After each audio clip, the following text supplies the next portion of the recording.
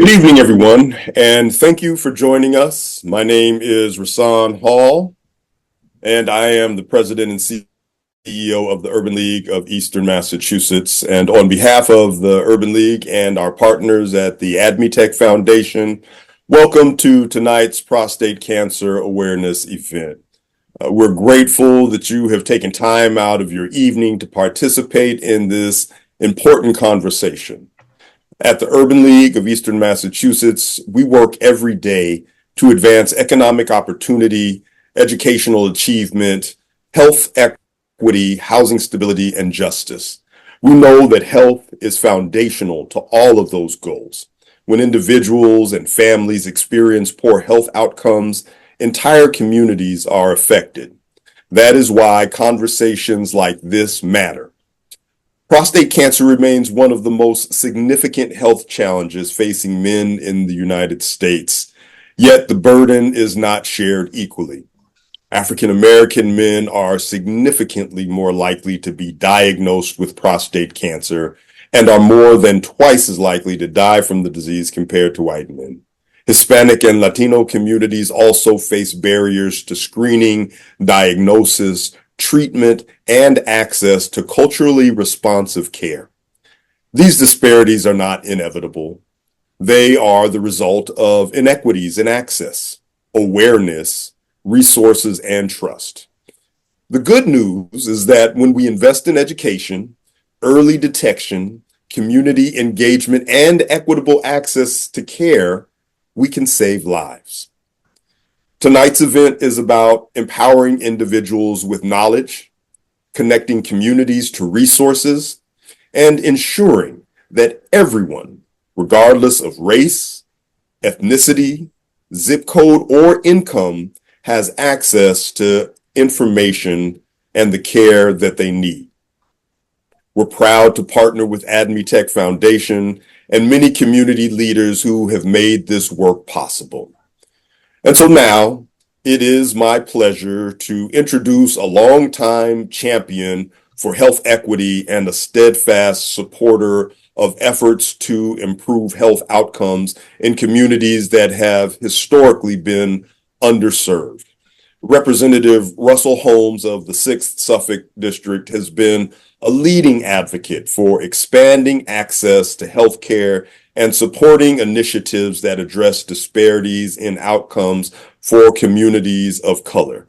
He has been a staunch advocate for issues that range the gamut from health to the criminal legal system to economic opportunity and financial well-being. But none of those things matter if we do not have our health. And so we are proud to have as a partner, me as a friend, and our communities as a champion, Representative Russell Holmes. Please join me in welcoming him. Thank you very much, Hassan. I really appreciate the fact that you really stepped out and made sure that the Urban League is out on front of a very critical issue.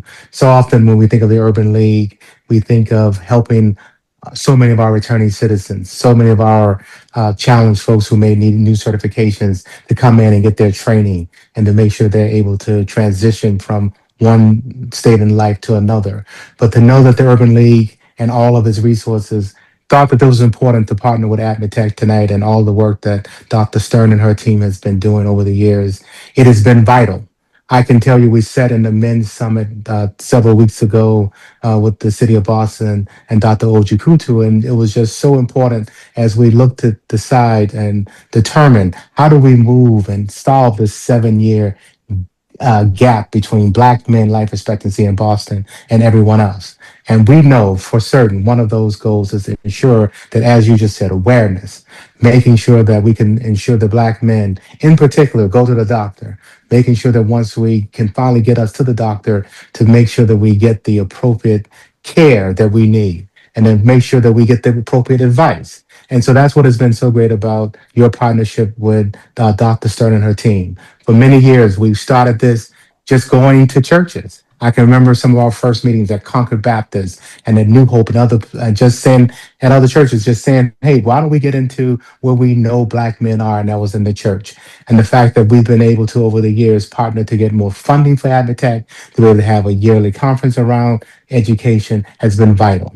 And I can tell you on multiple occasions, and one of the folks you'll hear from my congregation, where we as Black men, we may get a diagnosis, but then we're challenged. What do we do with this diagnosis? Is this the right and appropriate way for me to, and what's best for my family? And the fact that AdMeTech and the entire team make resources available for us to make the decision that is best for us. For me, everyone is going to make a decision that may be different than someone else. But the most important thing is to ensure that we have the advice. And so thank you, Dr. Stern. Thank you, Rasan, and the entire team. And let's go and make sure we get as much information into our communities as possible. So thank you for having me, and I look forward to hearing all of the testimonies tonight. Wonderful. Thank you so much, Representative Holmes, for your leadership and your commitment to advancing health equity throughout the Commonwealth. Our next speaker has dedicated his work to bringing together faith communities and civic organizations to address some of the most pressing issues facing our neighborhoods. His leadership reminds us that improving health outcomes require partnership that extend beyond hospitals and clinics and into our congregations, community centers, and homes.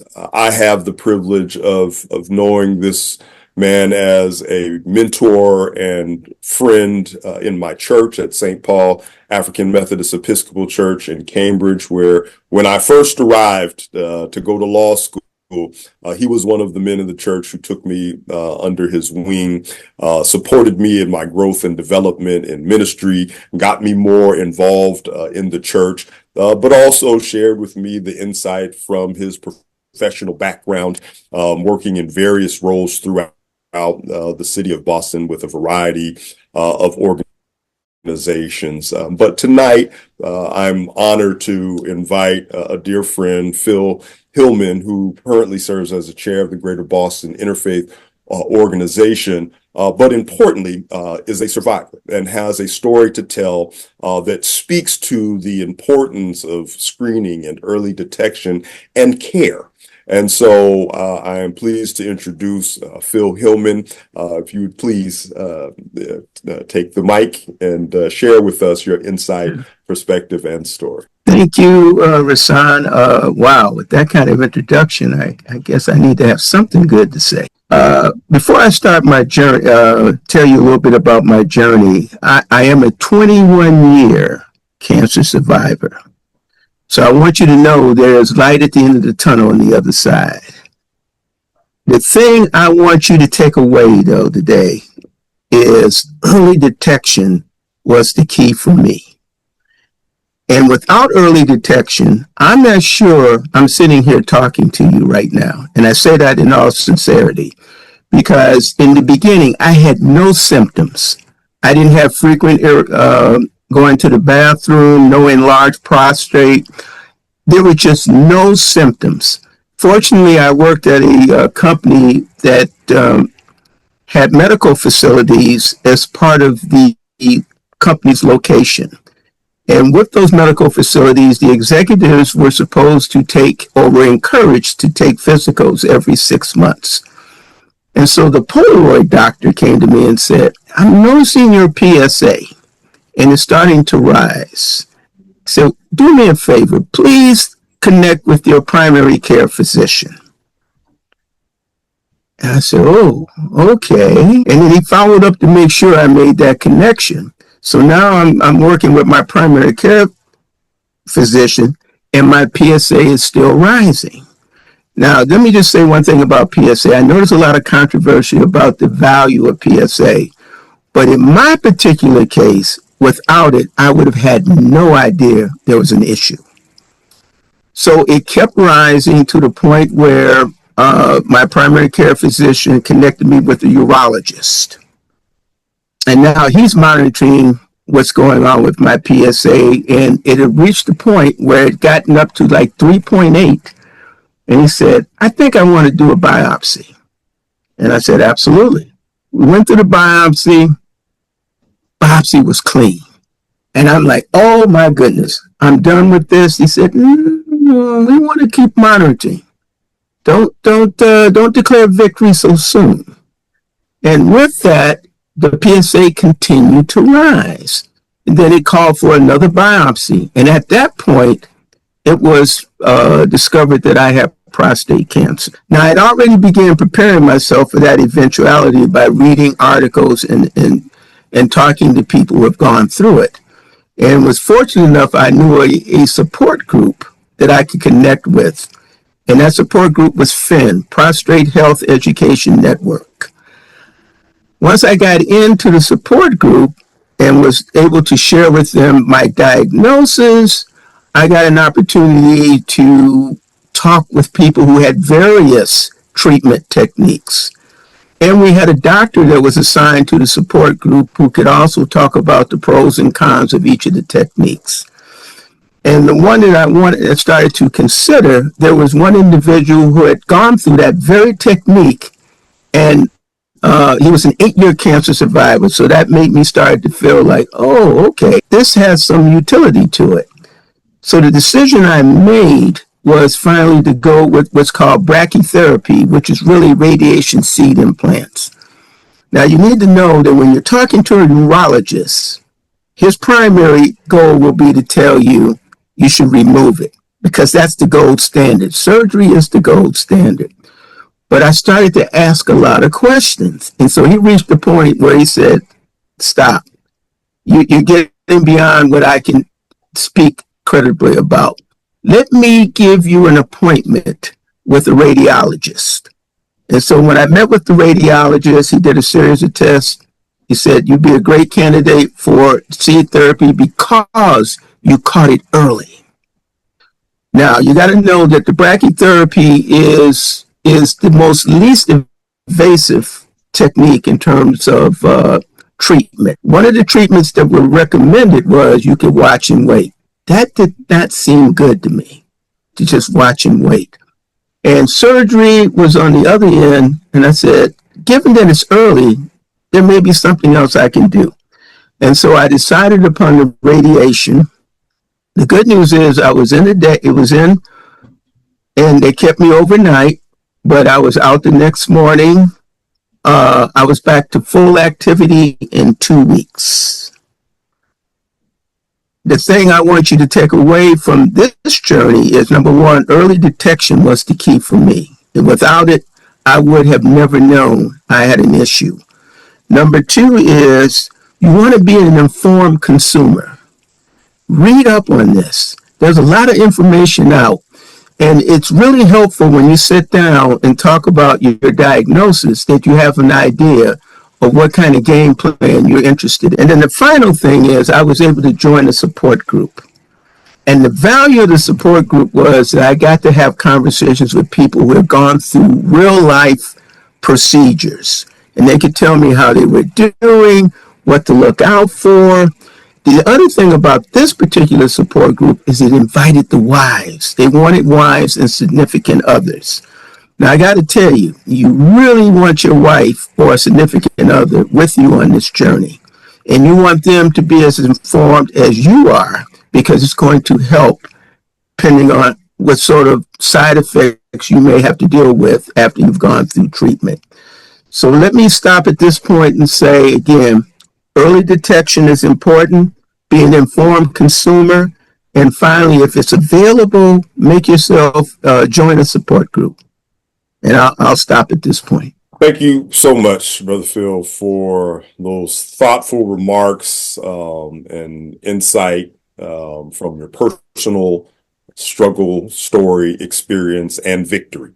And I think that is something that is important to recognize and underscoring the importance of early detection, how that is not only life changing, but life saving.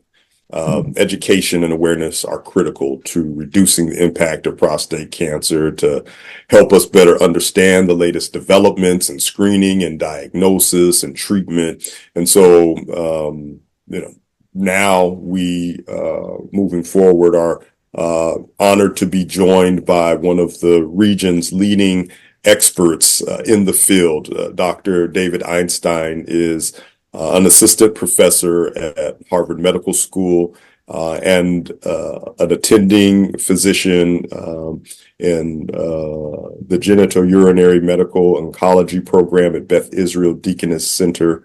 Beth Israel Deaconess Medical Center, and his work focuses on advancing care and improving outcomes for patients facing prostate cancer and other genitourinary cancers.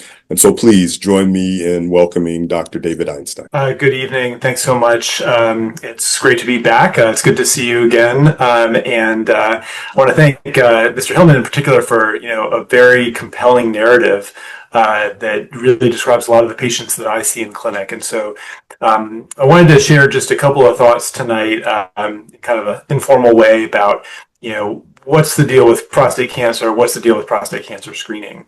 And I think that Mr. Hillman's story really highlighted a couple of key points that I want to come back to. I think one of them was that, what's the most common symptom of prostate cancer? Well, often it's nothing. Or if you have a symptom, it may not be related to cancer at all. Another point was that one PSA or one biopsy on its own doesn't tell the whole story. And oftentimes it's really a longitudinal process that clarifies, reveals the truth. And that asking questions is never a bad thing. No one should be in this business if they're offended by patients asking questions. And so, taking the time to really find a strategy that works for you, that really clicks and feels right, is incredibly important. None of us want a patient who regrets going down a path because they made a hasty decision. So one thing that we've touched on at some of these sessions in the past is really starting very, very basic. And what is the prostate? What does it even do? Where is it? Why are we talking so much about this little organ, an almond-sized organ in the man's pelvis? Well, the prostate is an organ that's really responsible for making semen. So its job is not to make sperm itself that comes from the testes. The prostate itself is not involved in erections. It's not involved in orgasm. It's not involved in passing urine or controlling urine. And so there's a lot of things going on in that very tight area. And sometimes because all these different functions and organs are close neighbors, we sort of conflate all of them. But I think that's important just because sometimes there's assumptions made about what cancer or cancer treatment will do, and we really have to get a little bit more granular and dissect out what does what.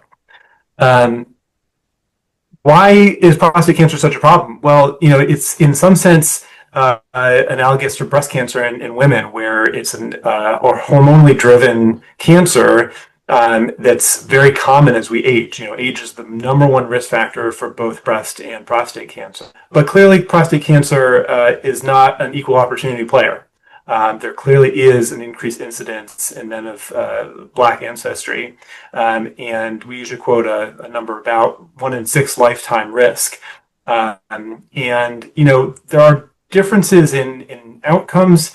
Part of that is almost certainly access to care and structural issues, but there are also some key biologic issues, and I think that has raised awareness of doing prostate cancer screening and doing it in a focused way that particularly targets at-risk populations such as Black men. I think that the prostate cancer screening conversation has been incredibly confusing. And if you as a patient are confused, you're not alone. Your primary care doctor is probably also confused. I wanted to spend a little bit of time about, why that confusion exists, but where we have some clarity as well, and how the story keeps evolving. First of all, when we talk about prostate cancer screening, by definition, we're talking about people who don't have symptoms. So if you have trouble with your urine or other issues, that's something that your doctor needs to work up. And that's a totally different pathway than talking about doing PSAs in patients who don't have symptoms.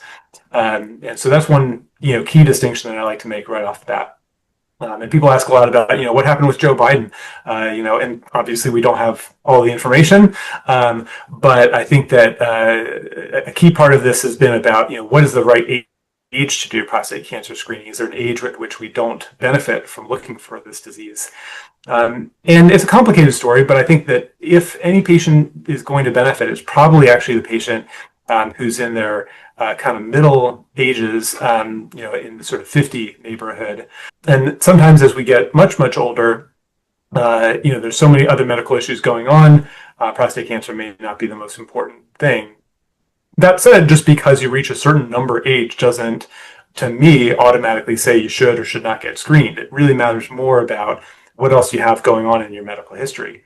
If you get to, 75 and you're doing fantastic, you may have more than 10 years ahead of you. And that, in my mind, is a very reasonable situation to think about looking for prostate cancer. Another confusion has been an assumption, I think, made by many people, doctors included, that if you have an elevated PSA, that's going to lead to a biopsy. And if you have a biopsy, that's going to lead to a diagnosis. And if you have a diagnosis, that's going to lead to treatment. And so sort of one thing leads to another down a pathway you just don't want to be on in the first place. And I think it's important to actually sever those assumed connections. It turns out that if you have an elevated PSA, our typical first move is not to go to a biopsy. It's actually to do an MRI now. And that's kind of a recent development. And we can use that MRI not only to target our biopsies better and hopefully avoid a false negative like what Mr. Hillman had, but we can also use the MRI to tell us who does and doesn't need a biopsy. So we're actually trying to not make diagnoses in people who don't need to be diagnosed. And so we look for patients who have higher risk lesions and say they're the ones, who really should go on to biopsy. If you have cancer diagnosed, not all cancer is treated. Mr. Hillman mentioned the possibility of sort of an active surveillance program. And prostate cancer is a spectrum. Not all patients are eligible for it. It's not safe for everybody. But for some people, it is absolutely safe. And we actually prefer to watch people very, very closely and only treat those who truly need to be treated. For people who do have higher risk disease, they have options. And you heard a little bit about that, some decisions between surgery, different forms of radiation. And there's pros and cons either way. A lot of the decision making there is about side effects. And it's not that one is superior to the other. Sometimes people assume that, if I have something surgically removed, that's better than leaving it in and radiating it. But it turns out not to be the case. I'm a medical oncologist, so I spend a lot of time talking to patients about these decisions, but I don't do surgery, I don't do radiation. My role is partly to help shepherd patients through this decision-making process in sort of an unbiased way, but also to advise patients who have more advanced disease on adding in systemic therapies that go throughout the body, either to try to make something like radiation work better and more curative. Sometimes, unfortunately, we're faced with men who have very advanced disease that cannot be cured with surgery or radiation, but can still be controlled for many, many years. And we have a lot of different tools to do that. So I think, to put this all together, don't assume anything. You know what they say about assuming. And so I would encourage everyone to ask questions, reach out not only to their doctors, but to groups like these. There's a lot, you're going to hear a little bit from Dr. Stern about options for getting more information, getting second opinions. But I think it's critical to know that, why do we talk about early detection? We do want to save lives. We have some increasing data about the fact that screening likely does help save lives. But we also want to, if at all possible, avoid treating patients more aggressively or for longer than we have to.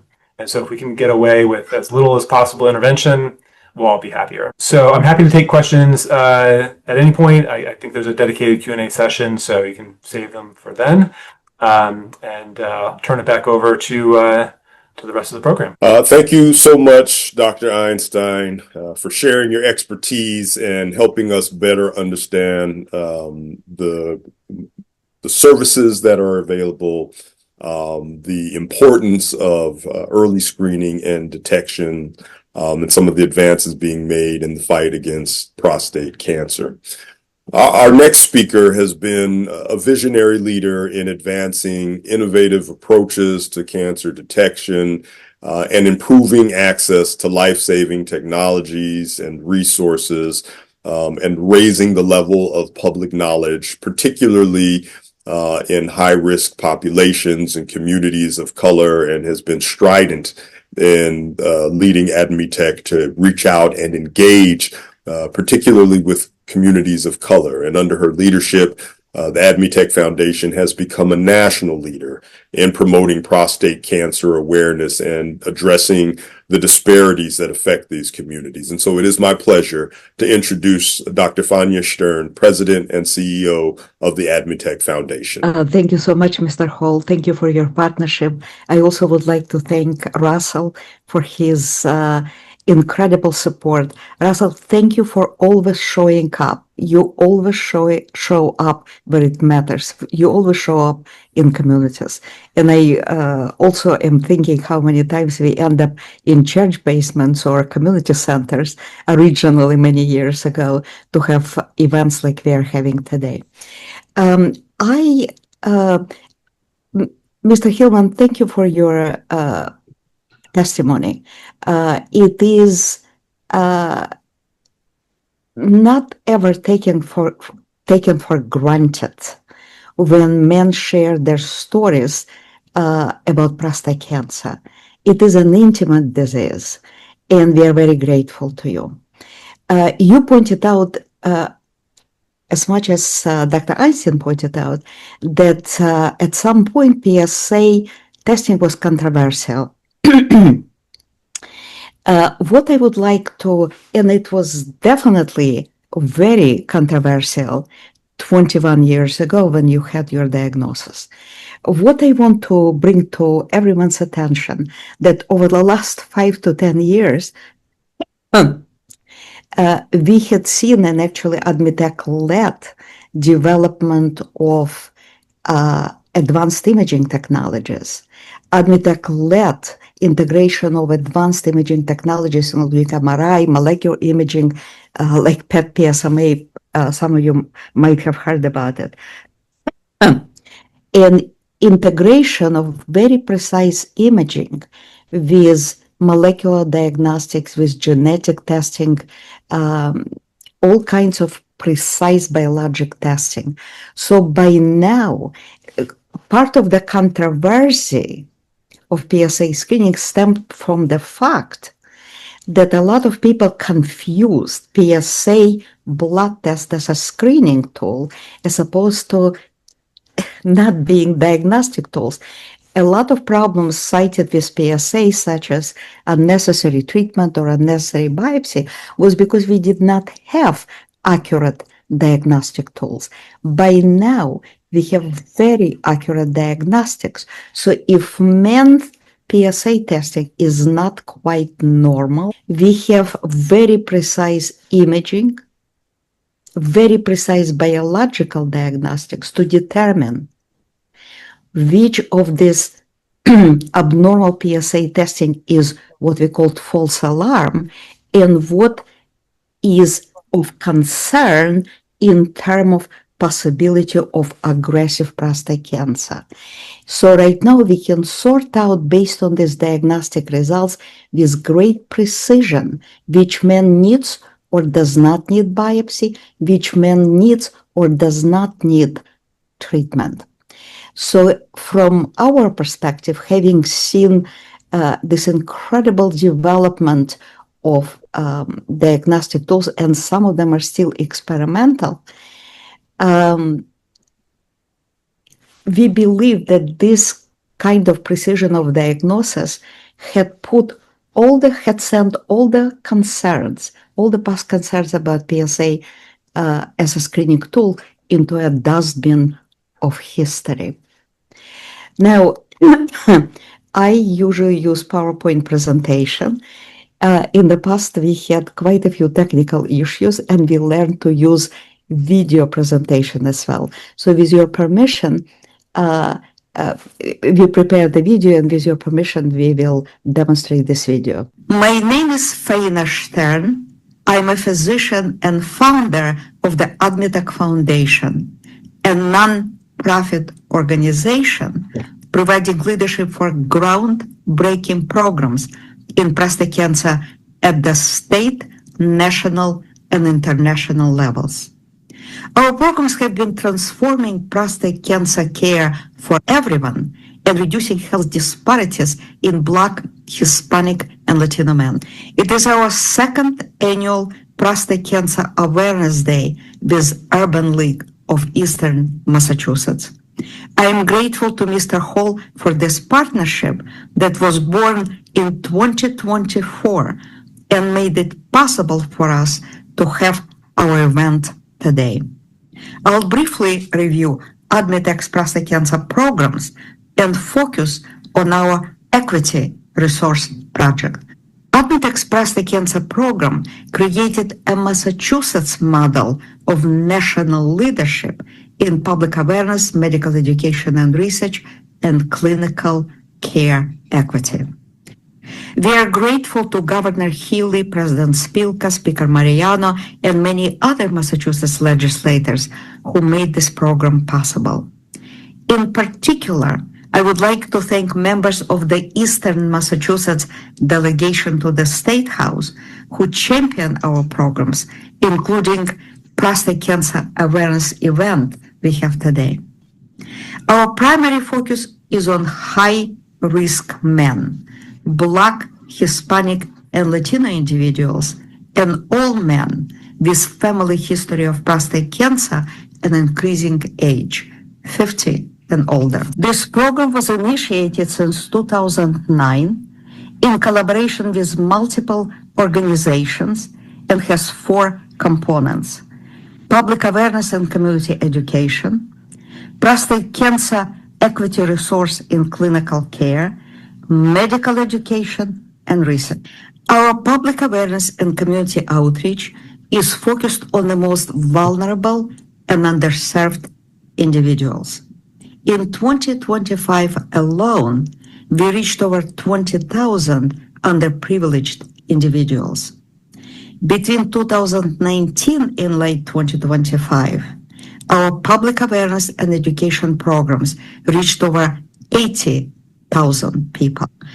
The main emphasis of our public awareness and education is on the importance of early detection, critical for saving lives. Dr. Guy Fish is one of our medical partners in public awareness. He is CEO of the Codman Square Health Center and was appointed by Mayor Wu to serve as a member of the Boston Board of Health governing Boston Public Health Commission. He could not join us today, but sent an important message. This is Dr. Guy Fish. I'm pleased to be speaking with you today at the AdMeTech conference with respect to prostate cancer, a topic which is near and dear to my heart. I have a few simple messages to communicate to you this morning. The first is that prostate cancer is something we should all take seriously. But if you have a father, husband, son, uncle, then you also need to take prostate cancer seriously. Why? Because, let's face it, men have a hard time taking their own health seriously, and we need a little help. So, ladies, please get in the game with us. Number 2, what is prostate cancer and why should we talk about it? Well, prostate cancer is among the leading causes of death for men in these United States, and it particularly is hard on Black and brown communities. The number 1 cause of death for men, well, it depends on how old you are. For Black and brown men under the age of 50, gun violence is certainly top of the list. But beyond that, we have the usual mortalities around cardiovascular death and cancer, and leading among cancer is prostate cancer in men. So let's take it seriously, because every time that a man dies prematurely of prostate cancer, that's a father, son, uncle who's not around to be at our birthday parties, at our celebration events. So let's make sure that that generational wisdom and wealth and knowledge is passed down to our generations because they're around, not dying prematurely. So what is a prostate, and what does it mean to have prostate cancer? The prostate is a gland that is involved in the men's urological system. It's about the size of a walnut. It sits underneath the bladder, and it provides lubrication for sperm as they usher forth to produce children. Now, that gland is going to be there from the time that a man is born to the time that he dies. And along the way, like most organs in the body, those cells know what they're supposed to do. They're supposed to produce the fluids that I mentioned. They're supposed to reproduce themselves in an orderly way and die off in an orderly way, just as liver cells and kidney cells and heart cells do all the time. But in the prostate gland, there's a possibility of cancer developing. And cancer means that the cells have forgotten who they are. They've forgotten certain rules about not continuing on forever, acting like they're immortal. And when that happens, they grow and grow and grow, and then they make a tumor, which can then seed other parts of the body and into places where it shouldn't be, such as the liver or the lung or the brain. So what we want to do when we are able to is to use the tools and technologies that God has made available to us through human intelligence to detect prostate cancer early. Early detection and prevention are the keys to getting to better outcomes with respect to any cancer, but particularly for men in prostate cancer. So the good news is that it is actually fairly easy to detect prostate cancer early on. What is that, and how do you do that? Well, the first thing you need to do is, again, recognize that you should be checking up on your health with your doctor. So men, let's schedule those doctor's appointments. We know we don't do that, but we really need to get a scheduled doctor's appointment. And in that doctor's appointment, ask them to please check our prostate. Why? Because African American and brown men have a higher rate of death from prostate cancer. It's not that our biology is different. It's that largely we don't let it become detected until it's too late to do something about it. Most men who have a prostate that is developing a tumor will probably die of other things many, many years later. But some may require surgery because it's moving aggressively or is at risk of spreading. And in that case, there are prostate surgeries which are done mostly robotically these days and minimally invasive, so you don't have to have a big scar like in the past. So what I'm describing is a journey which should engage you in terms of your desire to be here for your children, your grandchildren, your wife and family. It isn't scary. It's just a necessary type of screening that you need to do to be mindful of how you are doing, how your body is doing. We need to take ownership of that. The most important thing of everything that I'm saying is that you need to own this. You need to be an advocate for your own well-being. If your PSA and your prostate exam are going up, you may want to have more specialized testing done. There are new tests that are on the market which are helpful in determining which of these tumors are actually aggressive and which ones are pretty indolent, and you can let them sort of not be bothered with for a while until it changes its characteristic. But you really have to be an advocate for your own health. And that's the most important differentiator between the outcomes in Black and brown communities and the majority of population. How aggressive are we being, making those appointments, speaking to the doctors about what we want, and following up on those test results? That's up to you. And it's really up to you to ensure that you're here for your loved ones. So my personal history, my father died of prostate cancer. It was detected a little bit too late. For much to be done. He was someone who, like most men, didn't really get his physical exams in on a regular basis and went on to pay the consequences. So I don't want that for you. I just had my annual exam last week. My PSA is in a normal range, thank God. And I will check it again next year. So I hope that when next time we meet, you can tell me that you've done the same. The centerpiece of our medical education is AdMeTech's annual Global Summit on Precision Diagnosis and Treatment of Prostate Cancer. The latest 9th annual conference took place in September last year. Over 400 physicians took part in this event from just about every corner of the globe. Our media partners published over 60 scientific presentations, reaching over 35,000 international clinicians. Our summit brings together the key international experts representing every clinical expertise to review the best emerging clinical practices and research priorities. Indeed, our summit has been recognized as a seminal event in shaping the state-of-the-art and future vision for patient care. It is difficult to find any corner of the world that has not been reached by this event. In our research, based on the summit recommendations, we focused on image-guided, minimally invasive treatment of prostate cancer. These procedures are called male lumpectomy to draw a parallel with minimally invasive treatment of breast cancer that has been available to women over 25 years and replaced radical mastectomy. Accurate imaging, including MRI, makes it possible to identify and remove prostate cancer while sparing surrounding normal tissues. This is in sharp contrast to radical surgery when the entire prostate is removed. Male lumpectomy can be performed in ambulatory clinics with reduced complications, discomfort, and cost compared to radical surgery. And yet, over the last several years, our summit showed that male lumpectomy has remained experimental for more than 45 years.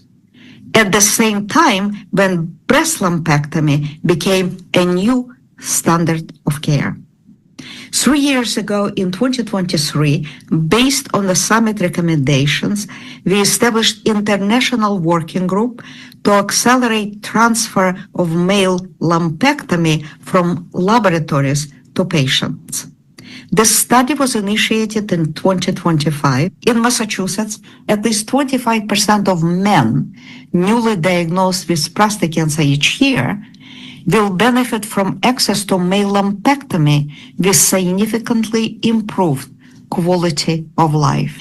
Expected cost savings are estimated to be at least $40 million in procedural costs and additional $40 million in hospitalization costs. When minimally invasive lumpectomy for breast cancer has become available about 25 years ago, we had seen many more women willing to comply with breast cancer screening, particularly Black women.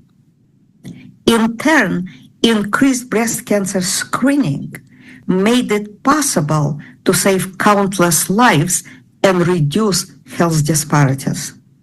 We expect similar impact of male lumpectomy on screening, early detection, and clinical equity in prostate cancer care. Since 2021, our summit highlighted that equal access to high-quality care is the key factor in improving patient outcomes for all men and eliminating health disparities in Black men. It is particularly important now with so many novel diagnostic and therapeutic approaches, ensuring high-quality, personalized patient care. Without equal access to these advances in patient care, we will see a widening gap in health inequalities, including survival and mortality. Consequently, in 2022, AdMeTech launched Prostate Cancer Equity Resource Project in Massachusetts in collaboration with Mass General Brigham and UMass, with the mission to save lives and deliver high-quality care for all. More recently, experts at the Bet Israel Lehi joined this effort. Supporting organizations include Latino Health Insurance Program and multiple NACP branches located across the state. Any Massachusetts man age 40 and older can take part in this program. Our priority focus is on Black, Hispanic, and Latino men who are at higher risk of prostate cancer, delayed diagnosis, poor quality care, and death. Our goal is to expedite access to leading experts who use the most advanced approaches to screening, diagnosis, and treatment available today, and to support men every step of their prostate health journey. This program helps men to find an expert for initial or a second opinion, in person or virtual visits.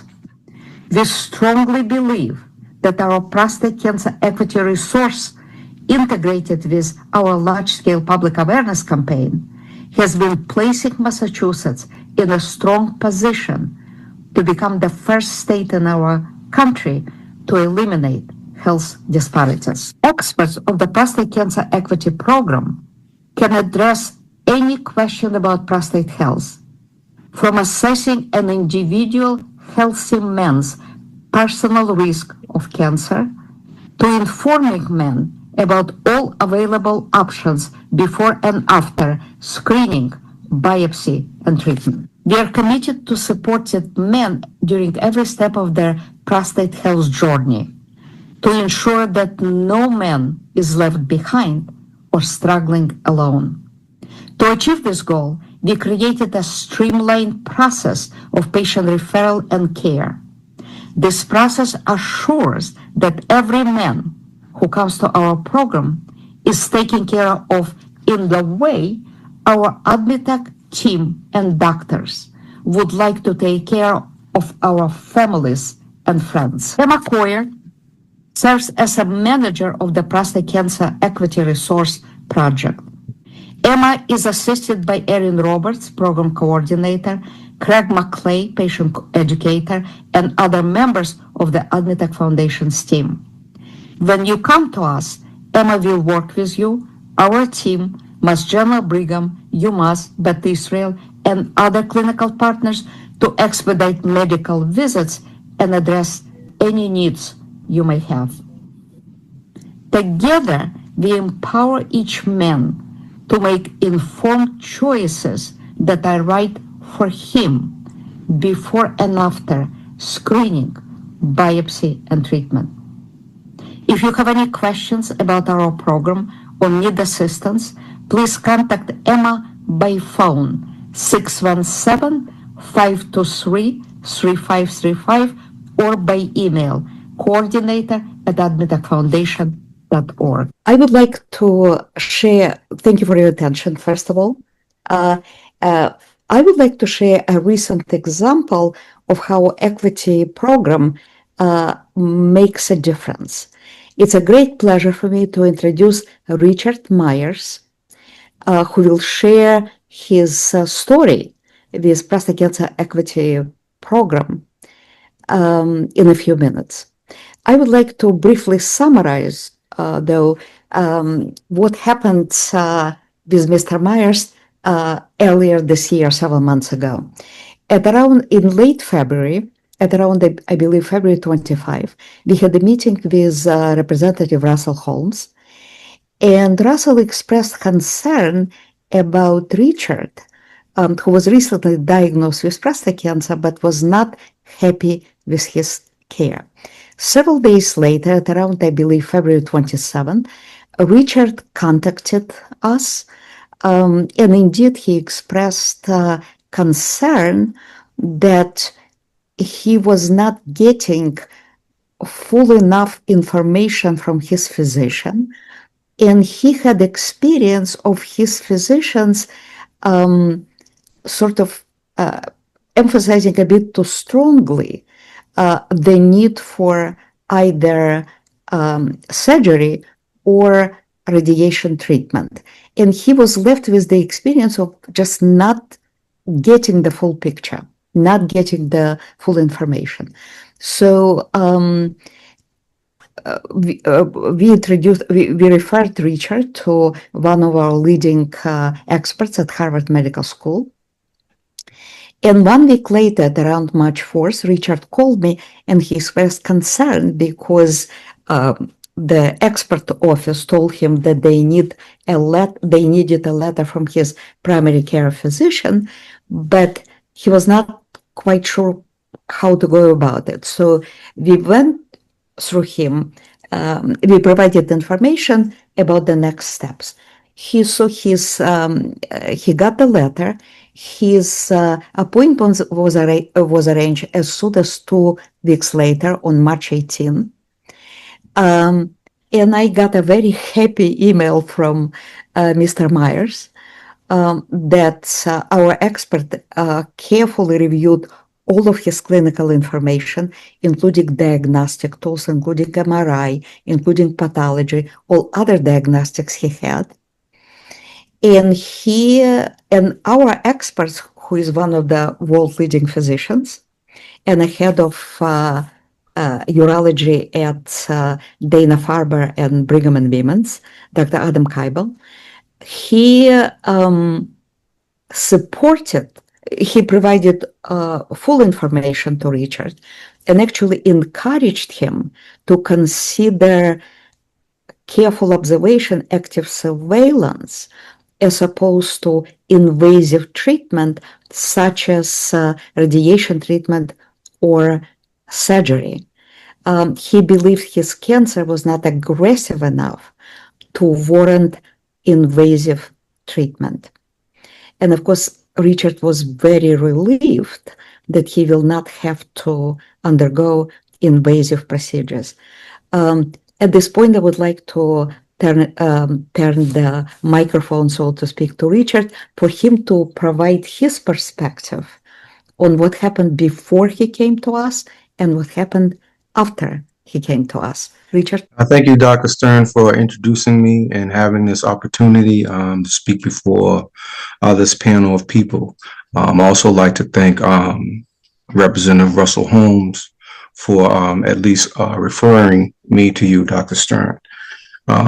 Very interesting. I echo some of the things that were already said, especially with regards to access and awareness, because that's what I believe I did not have. My journey started with basically having to have 2 stents put in my heart because I had some problems there. And with the multiple medications that I was taking, I thought frequent urination and other concerns were just more so because of my health condition, my high blood pressure and things like that. Was not thinking about anything regarding to prostate cancer. But they did mention that my PSA levels were a little high and would like to do a little more screening because that's just one identifier, but it's not one to really confirm anything. And there's also, we know that there's some controversy around it. I didn't know anything about what a PSA was. I had to look it up to understand because it wasn't explained to me what that was. It was just that the levels were kind of high, not that concerning, but yet you want to do more testing on that. So I end up eventually getting an ultrasound. Ultrasound led to an MRI. The MRI led to a biopsy. Diagnosis is cancer. They give me the Gleason report, which I know nothing about the Gleason report because these things weren't necessarily explained to me to help me to understand what's now happening. Now I have something new added to my current health condition. So I became a little concerned. So in that concerning process, I happened to talk to 2 individuals. One was another brother in the congregation who had his prostate removed. Well, of course, I don't want to hear that conversation at all. And then I passed by Russell, and we had a brief conversation. And before I knew it, I'm talking to Dr. Stern. So I appreciate that. So my turnover with regards to talking to Dr. Keibel was a very interesting conversation because in my impression that I thought I was going to hear what I've already heard with the diagnostics, which was two options, biopsy or radiation. I didn't like any one of those options, but I knew that I had to make a decision on one because that's what I was left with. And that really bothered me for a long time. I didn't have an answer or direction on which way I was really going to go because I was looking at the side effects, functionality, all those kind of things that most men do not want to talk about, do not want to get into, unless you find someone who's willing to be open to share these kinds of things that men don't like to talk about. After talking to Dr. Keibel and what he told me, he gave me a third option, which I didn't think that was possible for me. And he explained why. And in his explanation, I can say honestly that he took time to help me to fully understand why option to remove was given to me and why option for radiation was given to me, but now why he's telling me about the option to observe, monitor, if you will, because it gave me a better option overall, given the level of risk that I had. I had the impression that my risk level was intermediate and that it was something that had to be addressed in these evasive manners. Where here, I was told that sometimes when you poke the bear, if he turns over and he keeps sleeping, then, that's fine. But if you poke the bear, sometimes you make him angry and you wish you hadn't poked him. So he's saying, well, we don't necessarily have to poke the bear. We can just watch him and see what he does. And hopefully he hibernates for the time he's supposed to hibernate, and we'll take it from there. So I thought that was an interesting way to explain that to me. And I took that as something positive. What I would like to say, and not to take up more time, because I know we're at time allotted, is that I think awareness is truly the key in access to information. And I think that if I have the opportunity like I have now, I will gladly speak on my experience to help another person to understand that you're not alone when it comes to one's ignorance of not knowing because others are unwilling to talk about their experience. And I'm more than willing to talk about my experience. I appreciate Mr. Hillman's testimony on his experience, even though our experiences was different. But I wish I had someone like him, last year who could have told me that, or something alluding to what prostate cancer is all about. And then I might have been able to make either a better, more informed decision, or maybe ask the right questions to get the right care. So I thank Dr. Stearns and her team, Dr. Keibel and his team. I'm now in the process of getting monitored, and we'll see where it goes. And I hope we stay successful in the process. Thank you very much. Thank you very much, Mr. Myers. Russell, do you want to say a few words? Yes, thank you very much, Brother Myers. But thanks everyone, from Brother Myers to my good friend Phil Hillman. I don't know Dr. Einstein, but what a great summary he and Dr. Fish put together tonight around the simplicity of just understanding the prostate. Of course, my good buddy in the fight on many, many issues, Hassan Hall, and my good buddy, Dr. Stern, that we've been in this personal fight for so long. I just want to say what we've heard tonight is awareness and knowledge.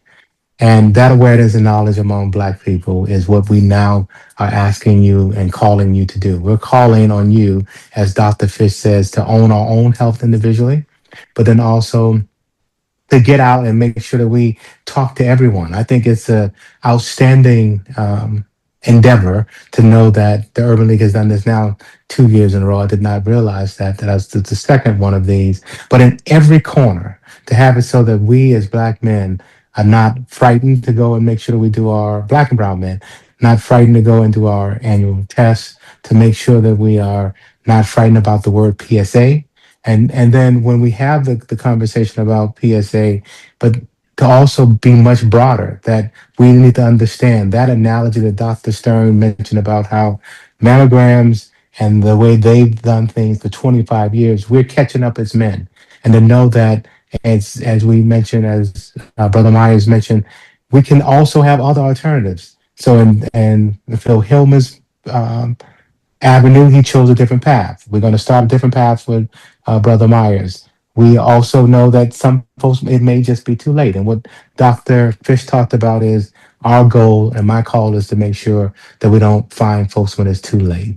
Let us get in, be owners, and let us as Black men just understand that we have a part.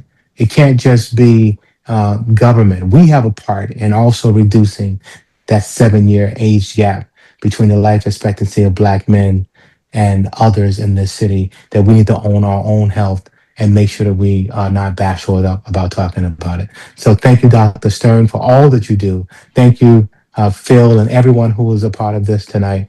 And definitely, let's get out and make sure that we get as many folks aware of this as possible. Thank you all for participating. Thank you again, Dr. Stern, for the invitation. Thank you so much, Russell.